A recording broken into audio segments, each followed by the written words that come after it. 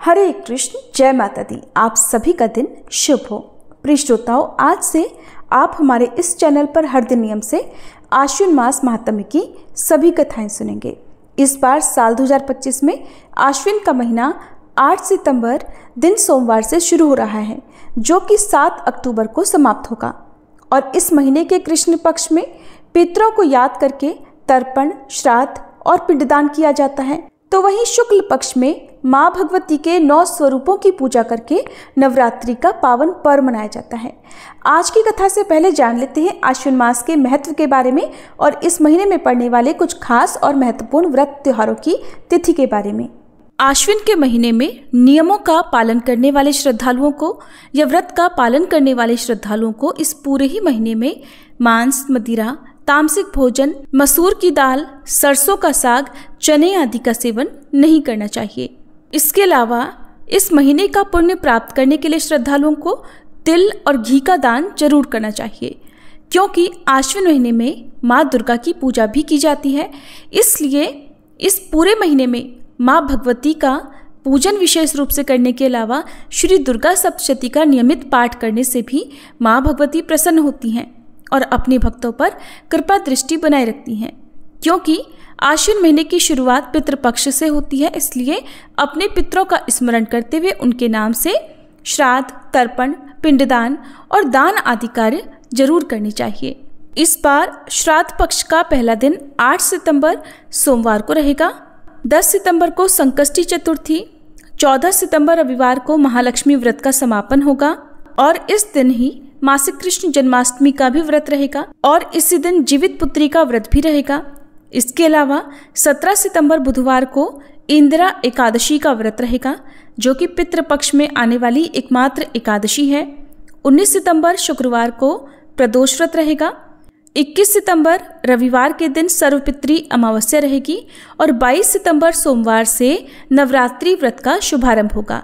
इस बार 21 सितंबर को सर्वपित्री अमावस्या के दिन साल का दूसरा और आखिरी सूर्य ग्रहण भी लगेगा। शारदीय नवरात्रि का समापन होगा 2 अक्टूबर दिन गुरुवार को। इसी दिन विजयादशमी का पर्व भी मनाया जाएगा, जिसे दशहरा भी कहते हैं, और इसी दिन कलश विसर्जन किया जाएगा। 3 अक्टूबर शुक्रवार को आश्विन महीने के शुक्ल पक्ष की पापांकुशा एकादशी रहेगी। 4 अक्टूबर शनिवार को शनि प्रदोष व्रत रहेगा। इस दिन पद्मनाभ द्वादशी भी है। 6 अक्टूबर सोमवार को कोजागर पूर्णिमा और शरद पूर्णिमा का व्रत रहेगा और 7 अक्टूबर दिन मंगलवार को वाल्मीकि जयंती रहेगी और इसी दिन शरद पूर्णिमा का स्नान दान किया जाएगा। इसी के साथ आश्विन माह की समाप्ति हो जाएगी। अब सुनिए आज का अध्याय। आज दिनांक है 8 सितंबर और दिन है सोमवार और आज आश्विन महीने के कृष्ण पक्ष का पहला दिन है और प्रतिपदा तिथि आज रात 9:11 पर समाप्त होगी। राहु काल सुबह 7:30 से 9 बजे तक रहेगा। अब आज क्योंकि पितृपक्ष का पहला दिन है, तो आज के अध्याय का शुभारंभ करते हैं पापों से मुक्ति पाने की एक बहुत ही रोचक कथा से।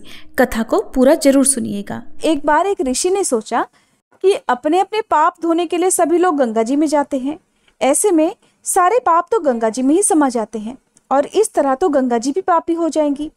तब उन ऋषि ने ये जानने के लिए कि आखिरकार ये पाप जाता कहाँ है, बड़ी कठिन तपस्या की। तब उनकी कठिन तपस्या से भगवान प्रसन्न हुए और प्रकट होकर उन्हें दर्शन दिए। ऋषि ने उन्हें प्रणाम करके पूछा कि हे भगवान, कृपया बताइए कि गंगा जी में जो पाप धोया जाता है वह कहाँ जाता है। तब भगवान बोले कि चलो इस बारे में गंगा जी से ही पूछते हैं। ऋषि और भगवान दोनों ने ही गंगा जी से पूछा कि हे गंगे, सब लोग आपके यहाँ पाप धोते हैं, तो इसका मतलब क्या आप भी पापी हुई? गंगा जी ने कहा, मैं भला कैसे पापी हो गई? मैं तो सभी पाप लेकर समुद्र को अर्पित कर देती हूँ। इसके बाद ऋषि और भगवान समुद्र के पास गए और उनसे पूछा, हे सागर, गंगा सभी पाप आपको अर्पित कर देती हैं, तो फिर क्या आप पापी हो गए? समुद्र ने कहा कि मैं पापी भला कैसे हुआ? मैं तो सभी पाप को भाप बनाकर बादल बना देता हूँ। अब ऋषि और भगवान दोनों ही बादलों के पास गए और पूछा, हे बादल, समुद्र पापों को भाप बनाकर बादल बना देते हैं, फिर तो आप पापी हो गए। बादलों ने कहा, मैं कैसे पापी हुआ? मैं तो सभी पापों को वापस पानी बना देता हूँ और धरती पर गिरा देता हूँ। इससे ही अन्न उपजता है। इसे ही मनुष्य खाता है। और उस अन्न में जो अन्न जिस मानसिक स्थिति से उगाया जाता है और जिस वृत्ति से प्राप्त किया जाता है और जिस मानसिक अवस्था में खाया जाता है, उसी के आधार पर मनुष्य की मानसिकता बनती है। यही कारण है कि कहा जाता है, जैसा खाए अन्न वैसा बनता मन। जिस वृत्ति से अन्न प्राप्त किया जाता है और जिस मानसिक अवस्था में खाया जाता है, यानी कि क्रोधित अवस्था में, संतुष्ट अवस्था में, खुश होकर जिस अवस्था में भी अन्न खाया जाता है, वैसे ही विचार मनुष्य के बन जाते हैं। ऐसे में हमेशा भोजन शांत रहकर ही ग्रहण करना चाहिए। अन्न जिस धन से खरीदा जाए, वह धन भी परिश्रम का होना चाहिए। वह धन कभी दूसरों को दुखाकर, दूसरों को सताकर कमाया हुआ नहीं होना चाहिए। एक बार ठाकुर जी के एक बहुत बड़े भक्त थे, जिनका नाम था घाटम दास जी। अब श्री घाटम जी जो थे, वो कोई ऐसे वैसे नहीं थे, बल्कि बचपन से ही चोर थे। यानी कि उनके पैदा होते ही उन्हें चोरी करने के संस्कार दिए गए थे। चोरी करना, डाका डालना, लूटपाट करना, ये घाटम जी का खानदानी व्यवसाय था। यानी कि घाटम जी के दादा परदादा सब कोई चोर डकैत थे, जाने माने चोर डकैत, किसी को नहीं छोड़ते थे, चाहे कोई भी उनके रास्ते में आ जाए। उन्होंने कभी 1 रुपए की चीज तक बाजार से नहीं खरीदी। जितना भी सामान उनके घर पर था वो सब लूटपाट का था। यहाँ तक कि उनके घर में कभी खाना तक नहीं बना, कभी भोजन नहीं बना।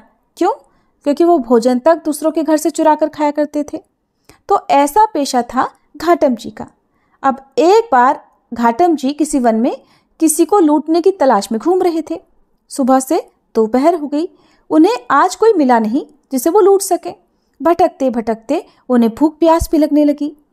अब आपके मन में एक प्रश्न भी उठ रहा होगा कि आखिरकार एक चोर को इतना सम्मान देकर क्यों पुकारा जा रहा है और वो ठाकुर जी का इतना प्रिय भक्त क्यों था। तो देखिए, एक बार वो जो घाटम जी थे, वो एक वन में घूम रहे थे। सोच रहे थे कि दिन भर से भूखा प्यासा हूँ, आज तो कोई ऐसा व्यक्ति भी नहीं आया जिसके पास भोजन हो। कुछ भोजन पा लिया जाता तो मेरा पेट भर जाता। अब भटकते भटकते वो घने जंगल में पहुंच गए। उन्होंने देखा कि किसी वृक्ष के नीचे आंसू बहाते हुए कोई संत महाराज बैठे हुए हैं। वो संत भगवान के ध्यान में मगन थे, आंखें बंद थी और भगवान का वो मन ही मन दर्शन कर रहे थे। तो जब इस तरह से दर्शन कोई सच्चे मन से करता है तो अनायास ही उनकी आंखों से आंसू बहने लगते हैं। प्रेम के आंसू होते हैं, भक्ति के आंसू होते हैं। तो वो संत महाराज भी भगवान के ध्यान में मगन थे। कहते हैं ना कि संतों के दर्शन से पाप तत्काल ही नष्ट हो जाते हैं। तीर्थों का तो लाभ बहुत समय बाद मिलता है, लेकिन अगर किसी संत के दर्शन हो जाए तो उनके दर्शन का जो पुण्य है वो उसी क्षण मिल जाता है। घाटम जी ने उन संत महाराज को देखा तो उनके पास गए। उनके हृदय में बड़ा आनंद उमड़ पड़ा। थोड़ी देर पहले तक तो वो सोच रहे थे कि चलकर इन्हीं संत महाराज को लूटा जाए, लेकिन अचानक ही उनका मन परिवर्तन हो गया। तब उन्होंने सोचा, चलो थोड़ी देर इन संत महाराज के पास चलकर बैठा जाए। कहा तो घाटम जी कभी किसी को नमस्कार तक नहीं करते थे। अब उनका मन ये हुआ कि वो उन संत महाराज को झुककर प्रणाम करें, और फिर उन्होंने सिर झुकाकर संत महाराज को प्रणाम भी किया। अपने इतने बड़े जीवन में उन्होंने पहली बार किसी को प्रणाम किया था। अब जब उन संत ने देखा कि कोई उन्हें प्रणाम कर रहा है तो संत महाराज को भी बड़ा आनंद हुआ। सोचने लगे कि इस जीव पर, इस मनुष्य पर ठाकुर जी की कृपा हुई है। अब घाटम जी सोचने लगे कि ऐसा कौन सा सुख है जिससे बिना किसी भोजन सामग्री और व्यवस्था के भी इनके आंसू प्रवाहित हो रहे हैं। घाटम जी को लगा कि जरूर उनके पास कोई महान सुख है, तभी तो उनका चेहरा इतना खिला हुआ है, इतने प्रसन्न है और मारे खुशी के उनके आंसू बह रहे हैं। घाटम जी अपने ही बारे में सोच रहे थे। घाटम जी को इतना विचार मगन देखकर संत महाराज कहने लगे कि बैठ जाओ, जल्दी तो नहीं है तुम्हें जाने की। घाटम जी ने कहा, नहीं जल्दी नहीं है। ऐसा कहकर वो संत महाराज के पास में बैठ गए। महात्मा जी कहने लगे कि देखो बेटा, ये जीवन बड़ा कीमती है। इस जीवन को सदैव भगवान के चरणों में, ठाकुर जी के चरणों में लगाए रखना चाहिए। कभी कोई गलत काम नहीं करना चाहिए। अब थोड़ी देर इधर उधर की बातें होती रही, कुशल मंगल पूछी गई। इसके बाद संत महाराज जी ने घाटम जी से उनके कामकाज के बारे में पूछा, जैसे कि अक्सर लोग एक दूसरे से पूछ लिया करते हैं। घाटम जी ने बताया कि महाराज, मैं तो चोरी करता हूँ, डाका डालता हूँ, लूटपाट करता हूँ। महात्मा जी ने सोचा, शायद ये उपहास कर रहा है। उन्होंने फिर से पूछा तो वो कहने लगा, महाराज मैं बिल्कुल सत्य कह रहा हूँ। मेरा तो खानदानी पेशा है लूटपाट करना। हमारे घर में कभी कोई चीज़ खरीदी नहीं जाती बल्कि चोरी करके लाई जाती है। महात्मा जी ने सुना तो कहने लगे कि अरे भाई, ये तो बड़ा निंदनीय काम है। दूसरों का धन चुराने से, उन्हें दुख देने से इस लोक और परलोक में सब कुछ नष्ट हो जाता है। तुम्हारे ऊपर भगवान की कृपा हुई है, ठाकुर जी की कृपा हुई है कि तुम्हें आज मेरे दर्शन मिले हैं, मेरा संग तुम्हें प्राप्त हुआ है। अब तुम मेरे सामने एक नियम लो कि आज के बाद तुम कभी चोरी नहीं करोगे। तो घाटम जी ने हाथ जोड़कर कहा, महाराज ये तो बिल्कुल नहीं हो सकता। अरे इसी से तो हमारी रोजी रोटी चलती है, मेरा परिवार का पेट भरता है। बचपन से तो हमारे पुरखों ने चोरी करना हमें सिखाया है। जब हमने थोड़ा थोड़ा चलना ही सीखा था कि तभी से हमें चोरी करने की आदतें सिखाई गई। अब आप मुझसे कह रहे हैं कि मेरी बचपन की जो आदतें हैं, जो हमारा पेशा है, जो हमारा पुश्तैनी काम है, मैं वो छोड़ दूं?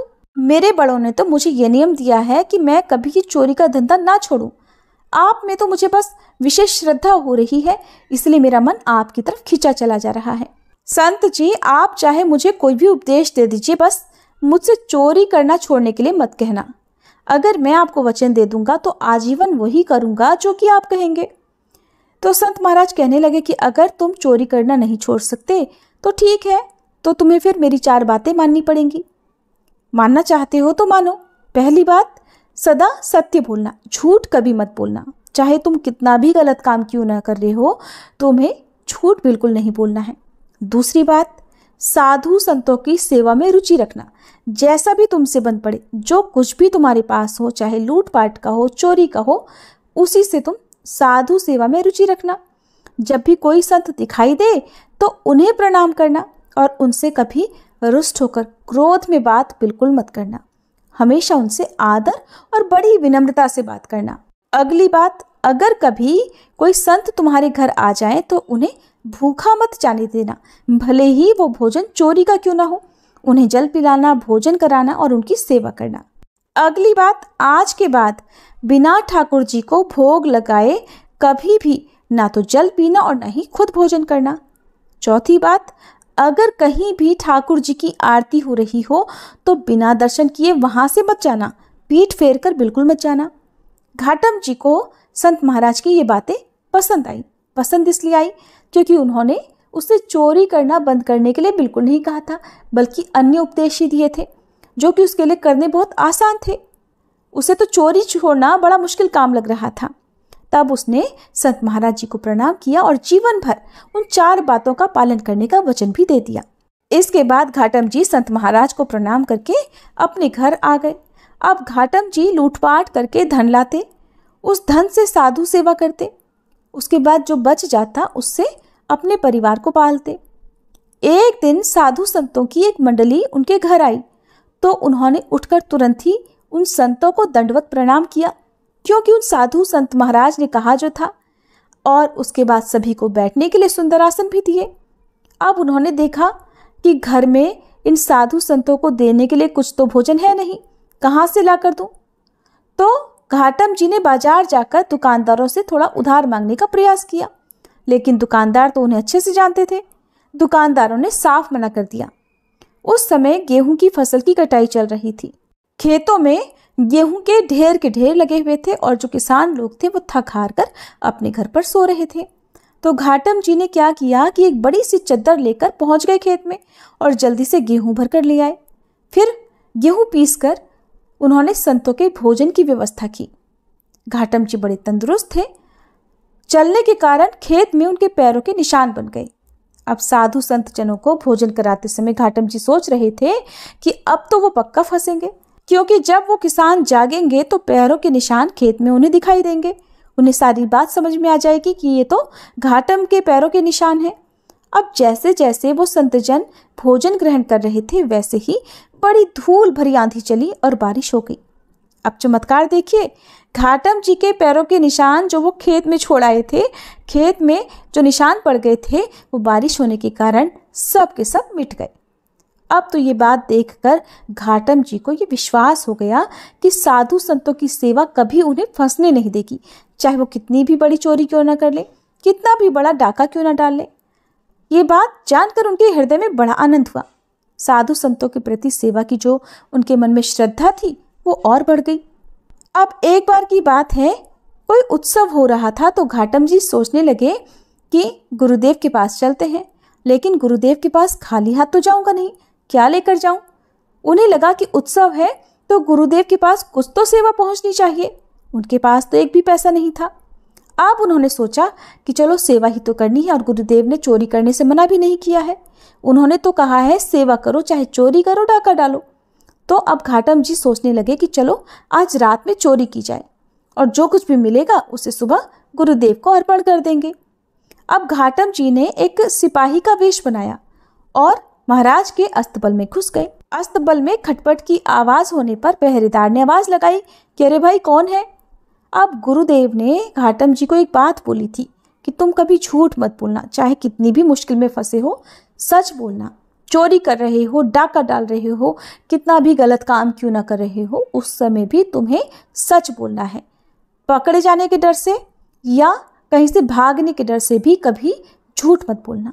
गुरुदेव की आज्ञा तो माननी थी, क्योंकि गुरुदेव को घाटम जी ने वचन जो दे रखा था।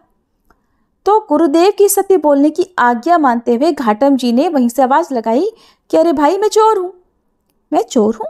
पहरेदार ने सोचा कि अगर चोर होगा तो थोड़ी बोलेगा कि मैं चोर हूँ।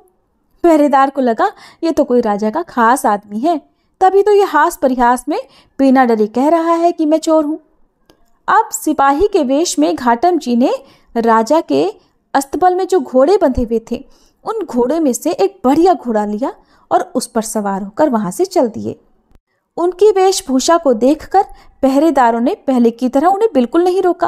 पहरेदार सोचने लगे कि एक आदमी इतना निर्भीक होकर बिना डरे हुए राजा के अस्तबल में चला गया और बिल्कुल जो सबसे सुंदर सबसे बढ़िया घोड़ा था उसे लेकर जा रहा है। ऐसा तो कोई सामान्य व्यक्ति कर ही नहीं सकता। हो न हो ये तो महाराज जी का ही कोई खास व्यक्ति होगा। अब घाटम जी उस घोड़े पर सवार होकर वहां से चल पड़े। वहां से निकले तो सोचा कि चलो इस घोड़े को ही कहीं बेच देंगे, जो पैसे मिलेंगे उन्हीं से गुरुजी की सेवा कर लेंगे, उन्हीं को गुरुजी की सेवा में अर्पण कर देंगे। घोड़े के साथ वो चलते जा रहे थे कि रास्ते में सुबह सुबह का समय था, ठाकुर जी की मंगला आरती हो रही थी। अब उन्होंने सोचा कि गुरुजी की ये भी तो आज्ञा है कि अगर कहीं आरती हो रही हो तो दर्शन जरूर करना, ऐसी जगह से पीठ फेर कर कभी मत जाना।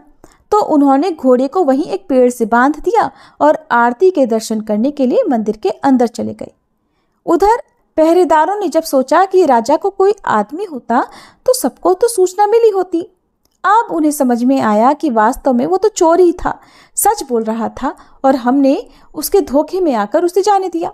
अब राजा के जो सैनिक थे वो चोर और घोड़े का पीछा करने लगे और उसी जगह पर आ गए जहां पेड़ से घोड़ा बांधकर घाटम जी अंदर आरती के दर्शन करने गए थे। सिपाहियों ने इधर उधर नजरें घुमाई तो घाटम जी तो उन्हें कहीं नजर नहीं आए, बल्कि घोड़ा जरूर नजर आया। घोड़ा वही था, कदकाठी वही थी, लेकिन ये बड़ा आश्चर्य था कि उसका रंग बदल गया था। काले रंग का घोड़ा जो था वो अब सफेद रंग का हो गया था। सिपाही वही पेड़ के नीचे खड़े हो गए कि घोड़ा तो यही है, पर ये तो काला था, ये सफेद कैसे हो गया भाई। इतने में ही आरती के दर्शन करके घाटम जी मंदिर से बाहर आ गए। सिपाहियों ने देखा तो पकड़ लिया कि बताओ ये घोड़ा वही है ना जो तुम रात में चुरा कर लाए थे। घाटम जी कहने लगे हाँ मैं वही चोर हूँ जो घोड़ा चुरा कर ले गया था। सिपाही पूछने लगे कि अरे भाई वो घोड़ा तो काला था, ये तो सफेद है, ये सफेद कैसे हो गया। घाटम जी बोले ये तो आश्चर्य की बात है, यही तो मैं भी सोच रहा हूँ कि ये सफेद कैसे हो गया। तब घाटम जी बोले मुझे नहीं पता, ये तो ठाकुर जी ही जाने। मेरे गुरुदेव ने तो ये कहा था कि अगर कहीं आरती हो रही हो तो ठाकुर जी के और आरती के दर्शन करना। मैं तो बस दर्शन करने गया था, बाहर आकर देखा तो काला घोड़ा सफेद हो चुका है। ये तो गुरु जी का या ठाकुर जी का ही कोई चमत्कार होगा। अब ये बात सुनकर सारे सिपाही भी हैरान रह गए। अब उन्होंने घाटम जी और घोड़े को साथ लिया और राजा के पास पहुंचकर सारी बात बताई। घाटम जी के सच बोलने और अपने गुरु के वचनों पर दृढ़ निष्ठा देखकर राजा बड़ा प्रभावित हुआ। राजा ने कहा तुम चोर हो लेकिन सच बोलते हो, तुम्हारा मन एकदम साफ एकदम पवित्र है और तुम संतों की आज्ञा का पालन करते हो, इसीलिए घोड़े का रंग बदल गया। अब तो महाराज कहने लगे कि जो ठाकुर जी अपने भक्तों के लिए ऐसा कर सकते हैं, उनकी तो निश्चित ही हमारे ऊपर भी कृपा होनी चाहिए। और कृपा तभी होगी जब हम आपका सम्मान करेंगे। अब तो महाराज ने अपनी बहुत सारी संपत्ति घाटम जी के नाम कर दी। संपत्ति लेकर मान सम्मान प्राप्त करके घाटम जी अब गुरु चरणों के दर्शन करने के लिए गए। घाटम जी की अब तो अपने गुरु पर श्रद्धा और बढ़ गई। सोचने लगे कि मुझ जैसे चोरी करने वाले को जहां राजा से दंड मिलना चाहिए था, सजा मिलनी चाहिए थी, वहां मुझे सम्मान मिला। वे गए और अपने गुरुजी को भेंट समर्पित की। उसके बाद वे उत्सव में शामिल हुए। फिर उन्होंने निश्चय करके गुरुदेव जी से कहा कि गुरुजी, आपने जो मुझसे पहली बार चोरी करने के लिए मना किया था, आज से मैं नियम लेता हूँ कि अब मैं अपने पूरे जीवन कभी चोरी नहीं करूँगा। आपकी कृपा से अब मुझे पता चल गया है कि जो काम मैं अब तक करता आ रहा था, ये तो बड़ा गलत काम था। घाटम जी ने अब निश्चय कर लिया कि वो कभी चोरी नहीं करेंगे। घाटम जी को अब सत्संग सुनते और साधुओं की सेवा करते हुए बहुत दिन बीत गए थे। उनके मन में आया कि ठाकुर जी कैसे दिखते हैं, कभी उनसे मिलना भी तो चाहिए। इतने समय से मैं ठाकुर जी की सेवा कर रहा हूँ, आज तक मैंने तो कभी उनके दर्शन नहीं किए। अब तो मैं ठाकुर जी से मिलकर ही रहूंगा। इस तरह वो ठाकुर जी को ढूंढने लगे। ठाकुर जी कहीं नहीं मिले तो घाटम जी को अब गुस्सा आ गया। एक दिन उन्होंने ठाकुर जी से बड़ा नाराज होकर कहा, ठाकुर जी एक बात तो बताइए, पहले मैं बिना स्नान किए भोजन पाता था, अब मैं आपके लिए स्नान करने के बाद भोजन पाता हूँ और पहले आपको अर्पित करता हूँ, उसके बाद स्वयं खाता हूँ। पहले मैं कभी कंठी माला नहीं पहनता था, कभी तिलक नहीं लगाता था, पूजा नहीं करता था। अब मैं आपके लिए अपने गले में कंठी भी धारण करता हूँ, माथे पर तिलक भी लगाता हूँ। किसके लिए करता हूँ ठाकुर जी? आपके लिए ही तो ना, आपको प्राप्त करने के लिए ही तो करता हूँ। प्रभु जी, मैं इतने समय से ये सब कर रहा हूँ, आप मेरे लिए क्या कर रहे हैं बताइए। अब आप मुझे ये बताइए कि आप मुझे कब दर्शन देंगे। वो मन ही मन ठाकुर जी से बात कर रहे थे कि इतनी ही देर में उनकी बात सुनकर ठाकुर जी तत्काल ही प्रकट हो गए। अब जिस पर ठाकुर जी की कृपा हुई हो, भला वो भवसागर के बंधन में बंधा रह सकता है क्या? ठाकुर जी ने घाटम जी को ताड़ दिया और उसी क्षण उन्हें मोक्ष प्राप्त हो गया और वे ठाकुर जी के धाम वैकुंठ लोक को चले गए। सत्संग के प्रभाव से घाटम जी का पूरा जीवन बदला। कहाँ तो वे पहले बचपन से ही चोरी करते थे, हर समय ये सोचा करते थे कि आज कहाँ जाकर चोरी करनी है, आज किसको लूटना है, कहाँ से भोजन चुराना है, कहाँ से सोना चांदी लूटना है। अब कहाँ वे हर समय ये सोचा करते कि ठाकुर जी की सेवा कैसे करनी है, ठाकुर जी को कैसे पाना है। इस तरह से जब उनके मन में ठाकुर जी के प्रति लगन लगी तो आखिरकार उन्होंने ठाकुर जी को पा ही लिया। और ये सब हुआ अच्छी संगत के कारण। अगर साधु संत जनों के सत्संग में रहेंगे तो इसी तरह से भगवान को पाने की हमारे मन में जो इच्छा है, जो लगन है, वो और बढ़ जाएगी। इस संसार से, मोह माया से हमारा जो पिंड है वो छूटेगा, मोह माया के बंधन कटेंगे और ठाकुर जी की कृपा से हमें भी वैकुंठ लोक की प्राप्ति होगी। अब सुनिए एक प्रेत के प्रेत योनि से मुक्त होने की कथा। प्राचीन समय की बात है। तुंगभद्रा नदी के किनारे अनुपम नामक एक नगर में आत्मदेव नामक एक ब्राह्मण रहते थे। उनकी पत्नी का नाम था धुंधली। आत्मदेव को सबसे बड़ा दुख ये था कि उनकी कोई संतान नहीं थी। इससे वे हमेशा चिंतित रहते। एक दिन दुखी होकर वे वन में चले गए। वहाँ पर उन्हें एक सन्यासी महात्मा के दर्शन हुए। आत्मदेव ने सन्यासी के सामने अपना दुख निवेदन किया कि हे महात्मन, मैं बहुत दुखी हूँ, मेरी कोई संतान नहीं है। सन्यासी ने ध्यान लगाकर देखा और फिर बताया कि भाग्य की प्रबलता और विधाता के लिखे लेख के चलते 7 जन्मों तक आपको संतान की प्राप्ति का कोई योग ही नहीं है। अगले 7 जन्मों में भी संतान न होने का संकेत करते हुए सन्यासी ने आत्मदेव ब्राह्मण से कहा कि वे संतान मोह छोड़ दें। लेकिन आत्मदेव ने उन सन्यासी से आग्रह किया कि वे कोई ऐसा उपाय बताएं जिससे उन्हें संतान की प्राप्ति हो सके। तब उसके आग्रह को देखते हुए सन्यासी महात्मा ने आत्मदेव ब्राह्मण को एक फल प्रदान किया और कहा कि वह इसे अपनी पत्नी को खिला दें और उसे नियम पूर्वक रहने को कहें तो निश्चित रूप से संतान की प्राप्ति होगी। आत्मदेव ब्राह्मण ने घर लौटकर वह फल अपनी पत्नी धुंधली को दिया और सन्यासी की बात बताते हुए उससे कहा कि वह श्रद्धापूर्वक फल खा ले तो अवश्य ही संतान की प्राप्ति होगी। धुंधली ने अपने पति से फल तो ले लिया, लेकिन दुविधा में पड़ गई कि इसे खाए या न खाए। उसके मन में अनेक कुतर्क आने लगे और आखिरकार उसने उस फल को नहीं खाया और अपनी बहन की सलाह से चुपचाप उस फल को गाय को खिला दिया। धुंधली की बहन उस समय गर्भवती थी। उसने धुंधली के साथ योजना बनाई।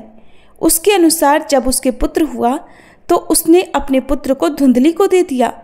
आत्मदेव ब्राह्मण दोनों बहनों की इस योजना से पूरी तरह अनजान थे, इसलिए उन्होंने उस पुत्र को ही अपना पुत्र मान लिया और धुंधली ने अपने पुत्र का नाम धुंधकारी रखा। सन्यासी का दिया हुआ फल खाने के कारण उधर गऊ से भी एक सुंदर मनुष्य के आकार वाला बच्चा पैदा हुआ। इससे आत्मदेव अति प्रसन्न हुए और उन्होंने उस गऊ से उत्पन्न पुत्र का नाम गोकर्ण रखा, क्योंकि उस शिशु के कान गाय की तरह थे।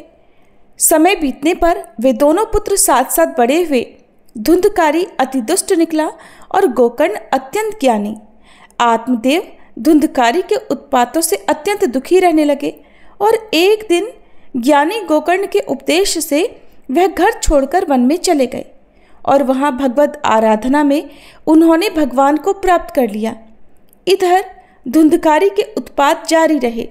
वह नगर के बच्चों को नाद में बिठाता और नदी में ले जाकर सभी को तेज गति से बहती नदी की धारा में डुबोकर मार देता था।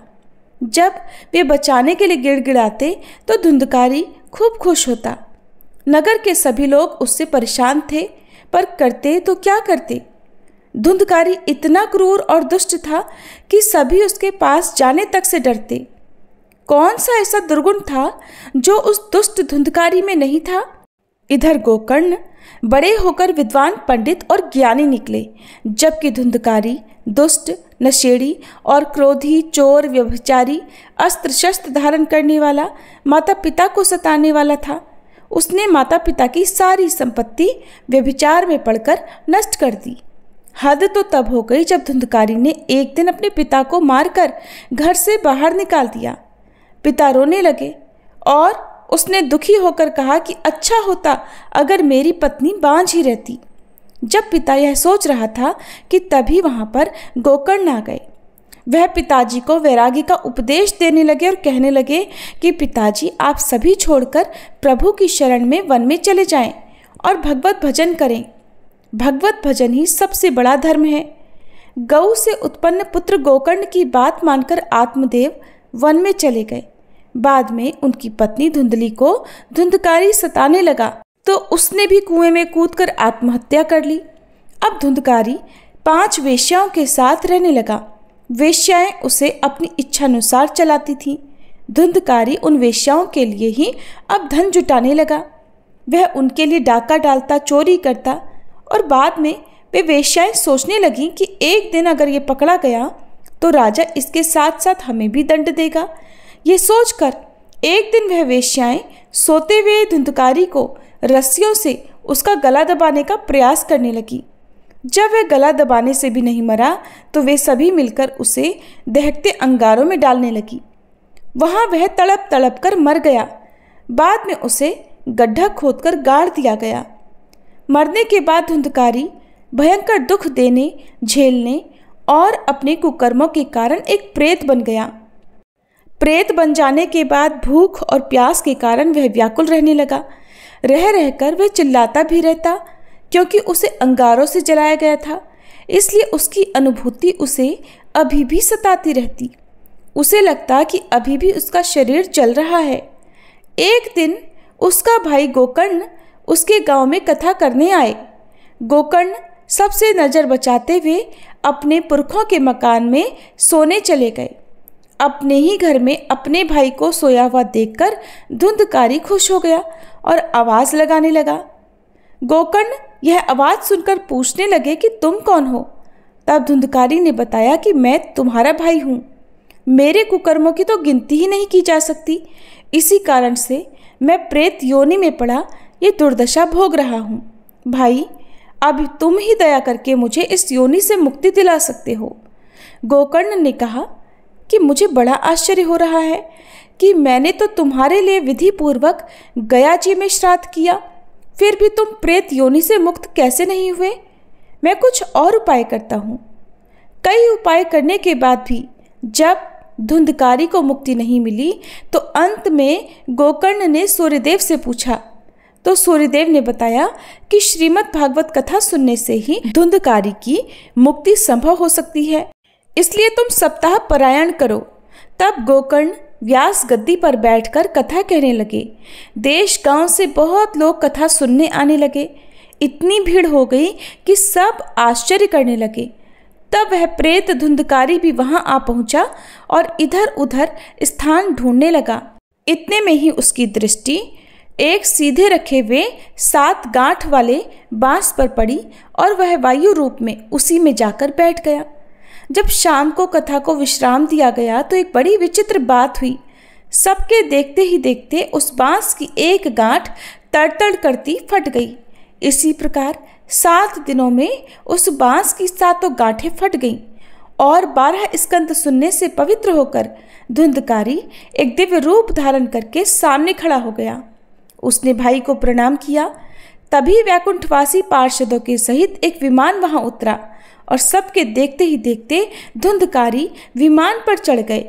उन पार्षदों को देखकर गोकर्ण ने कहा कि भगवान के प्रिय पार्षदों, यहाँ हमारे अनेकों शुद्ध हृदय श्रोतागण हैं, उन सबके लिए भी एक साथ बहुत से विमान क्यों नहीं लाए? यहाँ सभी ने तो समान रूप से कथा सुनी है, फिर फल में इस प्रकार का भेदभाव क्यों? तब भगवान के पार्षदों ने कहा कि इस फल भेद का कारण इनमें श्रवण का भेद है। इन सभी ने एक समान रूप से कथा तो सुनी, किंतु उसके जैसा मनन नहीं किया। इस प्रेत ने 7 दिनों तक सुने हुए विषय का स्थिर चित्त से खूब मनन भी किया। ऐसा कहकर वे सभी पार्षद वैकुंठ को चले गए। फिर अगले पवित्र मास में गोकर्ण ने फिर से उसी प्रकार सप्ताह क्रम से कथा कही और वहां भक्तों से भरे हुए विमानों के साथ भगवान प्रकट हो गए। उस गांव में कुत्ते और चंडाल पर्यंत जितने भी जीव थे सभी दिव्य देह धारण करके विमान पर चढ़ गए। भगवान उन सभी को योगी दुर्लभ गोलोक धाम में ले गए। इस कथा का सार ये है कि अपने माता पिता को कष्ट देने वाला, शराब पीने वाला, वेश्यागामी पुरुष प्रेत योनि प्राप्त कर अनंत काल तक भटकते रहते हैं। अब न तो गोकर्ण की तरह कथा सुनाने वाले हैं और न ही धुंधकारी की तरह स्थिर मन से कथा सुनने वाले। धुंधकारी को उसके पापों की सजा तो मिली ही, साथ ही उसने प्रेत योनि में रहकर भी सजा भुगती। बाद में जब उसे पछतावा हुआ तो भागवत कथा सुनकर उसका मन निर्मल हो गया और निर्मल मन होने से उसके सारे संताप जाते रहे। बांस की 7 गांठें हमारी 5 इंद्रियों, 6ठे मन और 7वीं बुद्धि पर लगी हुई अज्ञान की अशुद्धि की गांठें हैं।